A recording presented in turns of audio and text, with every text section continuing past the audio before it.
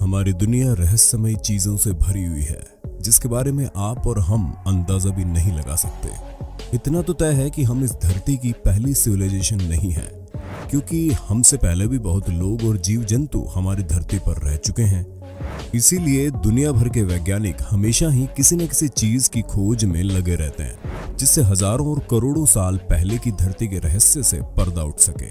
ऐसी ही चीजों में कई बार कुछ चीजें ऐसी मिल जाती है जिसे एक्सप्लेन करना बिल्कुल आसान नहीं होता।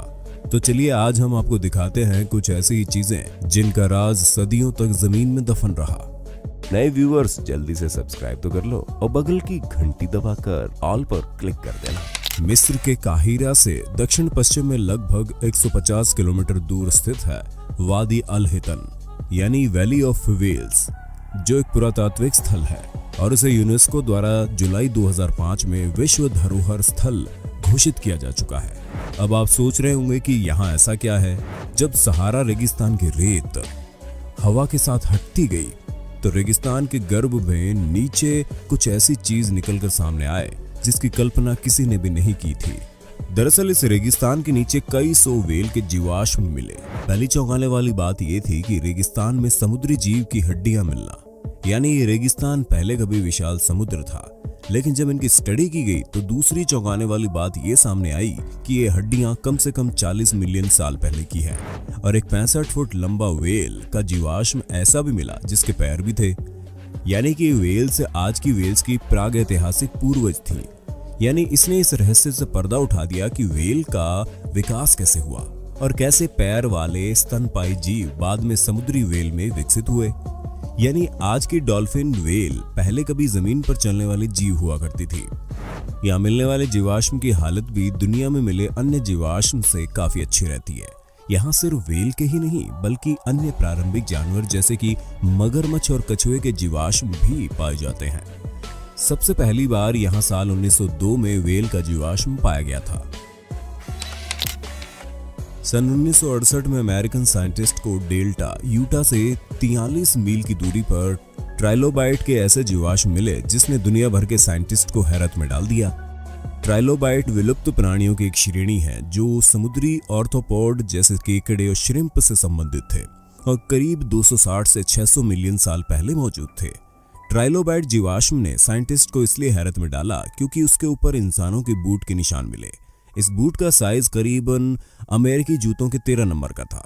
उसने जरूर ट्राइलोबाइट को मारने के लिए उसके ऊपर पैर रखा होगा, लेकिन साइंटिस्ट की थ्योरी को माना जाए तो इतने समय पहले किसी इंसान का रहना असंभव है। इंसानों का अस्तित्व 1 से 2 मिलियन साल ही पुराना है और इंसानों ने बूट करीब कुछ हजार साल पहले ही पहनना शुरू किया है। तो क्या ये फुटप्रिंट्स किसी दूसरे ग्रह के एस्ट्रोनॉट्स के हो सकते हैं? आपकी क्या राय है?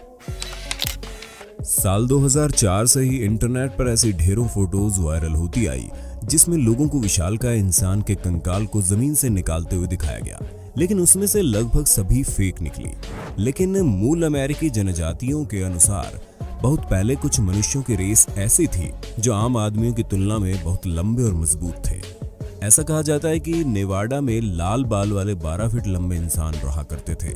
ये कहानी इंडियन अमेरिकियों द्वारा लवलॉक गुफा में भीमकाय लोगों की हत्या से जुड़ी है। विशाल कद वाली ट्राइब को सीते काह कहा जाता है जो दूसरी ट्राइब्स पर हमला करती है। इससे परेशान होकर दूसरी सारी ट्राइब्स एकजुट हो गई और उन्होंने विशाल कद वाली ट्राइब्स को गुफा में छुपने के लिए मजबूर कर दिया, जिसके बाद उस गुफा के मुंह पर आग लगाकर उन्हें मार दिया गया और गुफा को बंद कर दिया गया। 1911 में डेविड जेम्स और जेम्स हार्ट की कंपनी द्वारा वहां खूब माइनिंग की गई, जिस वजह से वहां मिली चीजें या तो बर्बाद हो गई या खो गई।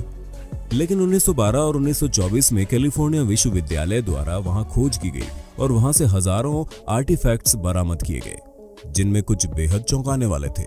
जैसे एक 15 इंच की सैंडल और बतख की मम्मी मिली और गुफा के अंदर विशालकाय हाथों के निशान भी मिले। सन 1931 में इस गुफा में दोबारा खोज की गई, तब एक मानव जबड़ा भी मिला जो किसी आम इंसान की जबड़े की तुलना में काफी बड़ा था। इसके अलावा 2 लाल बाल वाले मानव की मम्मी भी मिली जिनकी लंबाई 8.5 व 10 फीट थी। लेकिन आज के साइंटिस्ट इसको किसी प्रकार की कॉन्स्पिरेसी मानते हैं। इस पर आपका क्या मानना है? कमेंट करके बता दो। साल 2009 में एक निर्माण दल इंग्लैंड के डोरसेट में एक नई सड़क बनाने में व्यस्त था, लेकिन खुदाई के दौरान उन्हें ऐसी चीज मिली जिसे देखकर सब दंग रह गए। पहले तो उन्हें एक के ऊपर एक बेतरतीब रखे इंसानी धड़ मिले जिनके सिर ही नहीं थे। ये देखकर निर्माण दल चौंक गया। आनन फानन में आसपास की जगह की जब खुदाई की गई तो थोड़ी ही दूरी पर इन धड़ों के 51 सर मिले।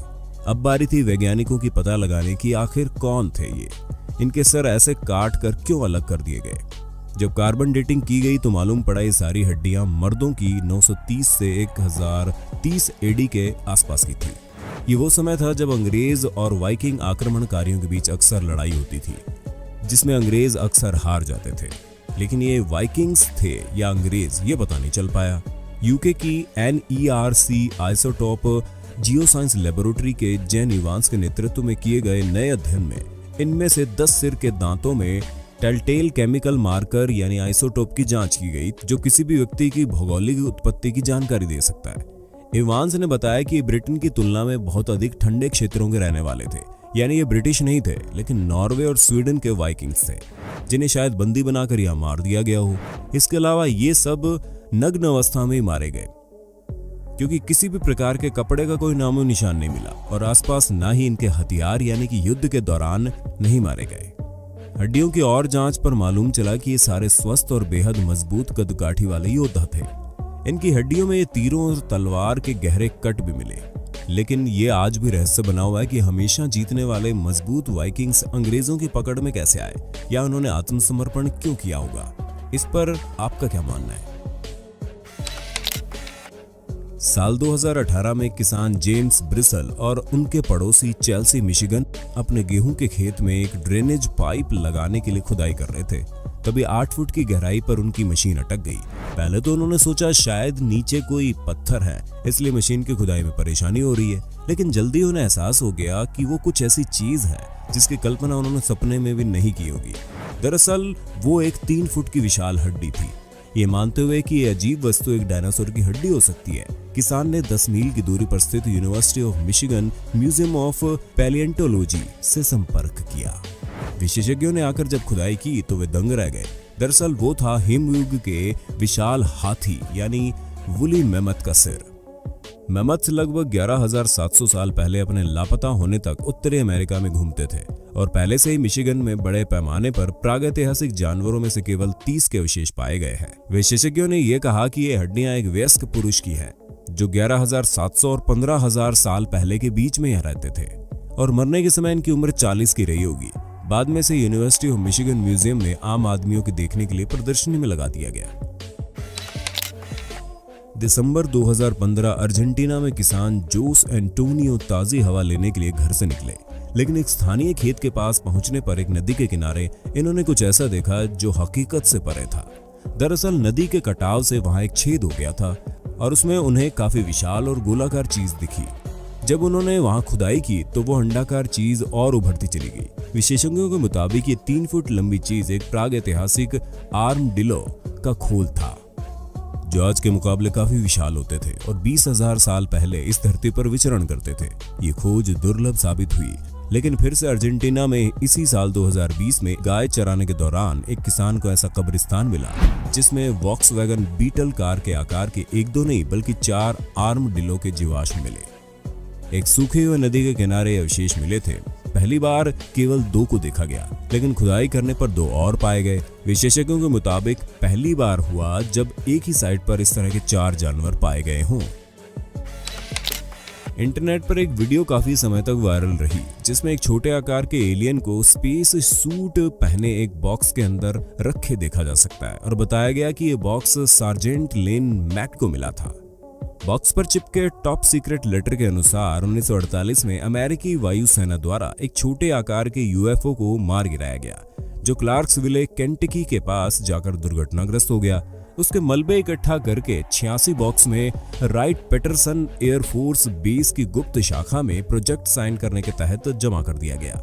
रिकॉर्ड के अनुसार 86 ऐसे बॉक्स तो वहां बाद में हटा दिए गए, लेकिन बॉक्स नंबर 24 रास्ते में कहीं गायब हो गया, जो सार्जेंट लेन मैकडेन को मिला। लेकिन हम अपने दर्शकों को बता दें, कहानी पूरी झूठी है और जब हमने इसकी पड़ताल की तो मालूम चला कि यह प्रॉप किसी आर्टिस्ट द्वारा बनाया गया था। स्पेस सूट और जहाज के पुर्जे उसने कार्डबोर्ड की मदद से बनाए थे, जिस पर PVA गोंद की परत चढ़ाकर उसे एक धातु की लुक देने के लिए बहुत सारे धातु और गैर धातु रंग के पेंट किए गए थे। ये कहानी फेक निकली, लेकिन आप ये मत समझिए कि मैं इनके वजूद से इनकार कर रहा हूँ। बस किसी चीज को आंख बंद करके शेयर करने से पहले उसकी सच्चाई जान लेना बेहतर है। हम अपने उस सब्सक्राइबर का शुक्रिया अदा करते हैं जिन्होंने इसकी सच्चाई जानने के लिए हमें मेल किया था। उम्मीद है आपको हमारी वीडियो पसंद आई होगी। ऐसी वीडियो देखने के लिए चैनल को सब्सक्राइब कर लें और कमेंट बॉक्स में पार्ट 2 जरूर लिख देना। दोस्तों, मुझे उम्मीद है इस संकट के समय में आप अपना और अपने परिवार का ख्याल रख रहे होंगे। सरकार द्वारा दिए गए निर्देशों का सही से पालन करें। हम सबको मिलकर इस संकट से निकलना है। अगर आपके पास पड़ोस में कोई डेली कमाने और खाने वाला है, लेकिन लॉकडाउन या कर्फ्यू के कारण उसे खाने पीने की दिक्कत हो रही है, तो यही समय है इंसानियत दिखाने का। आप उसकी जरूर मदद करें। हम सब मिलकर इसका सामना करेंगे और जीतेंगे भी।